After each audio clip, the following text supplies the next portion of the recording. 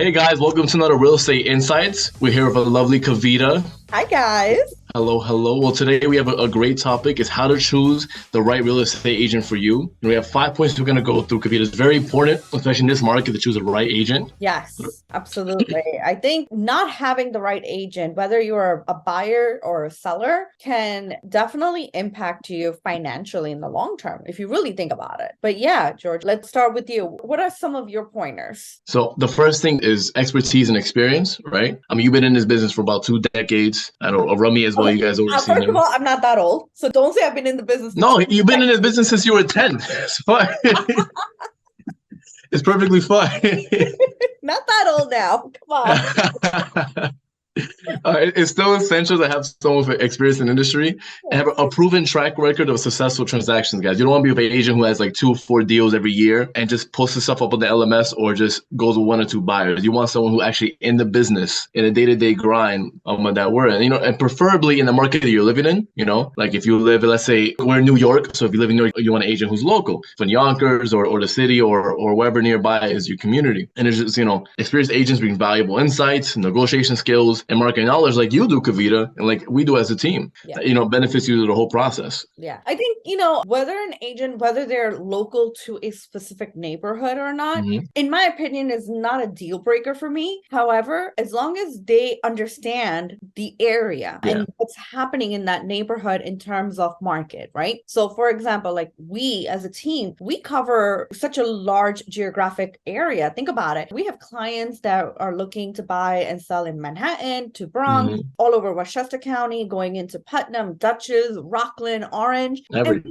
And we do business in those neighborhoods, and even in Connecticut. So that doesn't mean that just because we're not localized that we can't do business in that neighborhood. It just means that you want to make sure when you're talking to these agents, you're asking the right questions, right? Yes. Hey, what can you tell me about the neighborhood? What can you tell me about what's happening in the market of this specific neighborhood? Because depending on the location, the market will vary. I mean, we have some popular neighborhoods, even for us right here in Westchester County. If you go in one specific area, forget it. You have inventory that literally is selling like hotcakes. Within a week. Exactly. Within a week, sometimes days. And then we have other parts of Westchester County and Putnam where homes will stay on the market for up to 30 days sometimes before they start getting offers in. And to jump right into that, another important part is, communication and availability. We've been through this before with buyers too, like someone who's clear, communicates correctly with their buyers and at least helps them through their needs, right? Someone who listens to you, responds to your inquiries, answers your questions, keeps you updated is very important because we dealt with that before. Yeah, absolutely. I think communication is the number one thing. Whether it's a buyer or a seller, you got to be able to communicate and have that open dialogue with your realtor. Absolutely. And then another point, I mean, everyone, whenever you want to get a service, you always look at reviews and testimonies. We're on Zillow, guys, a little bit of a plug. You want someone who's actually verified, who actually has helped people before. You can see their reviews and testimonies. Of course, if someone's new to check everything else, I say give them a chance. There's nothing wrong with it. However, you would want someone who's experienced, like we said before, and who's had, I guess, a proven track record, if that makes sense. That's what a recommendation would be. Absolutely. I will never, ever say, oh, just because an agent is a brand new agent, you shouldn't give them a chance. No, I would, because we've all been in that position, right? However, what you want to look at is, and the kind of questions you want to ask them is, okay, who are you associated with, right? Are you working with the team? Okay. How long has your team been together for? What kind of business have they done in the last year? How many sales they've done, etc. And kind of look up their information. Like, for example, for us, collectively as a team, we have an average of like 100 plus sales a year. That is our average. And that has been our average for almost a decade now, right? Especially in the last 10 years, that's been sort of like our average. Individually speaking, every agent is going to be different, right? I'm going to be different. You're going to be different. George C, Rummy, we're all going to be different with the number of sales that we do per year. But collectively, as a group, what? Can't beat us. Can't beat us. Yep, exactly. Exactly. And, to jump into that, you guys will also do, your research and look for referrals. Obviously, someone you work with is going to have your recommendation. Yes. To jump right into that, interview multiple agents, right?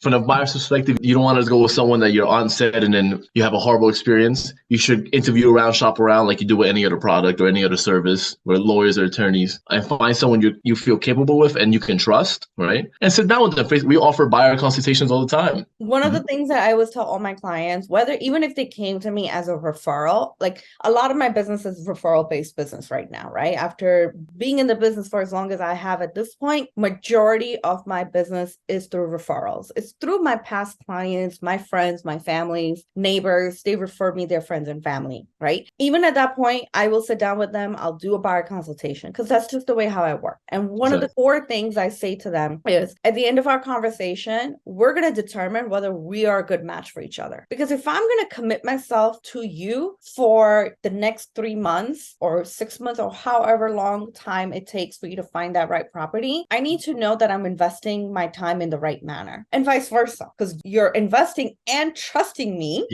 with one of the biggest financial investments of your life. So you need to be able to have that comfort level with me in order for us to continue working together. Exactly. That comfortability and trust. Exactly. Because it's such an important decision. Exactly. Yeah. And if at any given point, if we don't have that, especially in the first, meeting, then it's okay. It's better to be parting ways as friends instead of being disappointed later. Exactly. One of the things that I hate is, and I get so angry when I get these phone calls and when I have these conversations with prospects that they had a terrible experience with their realtor, right?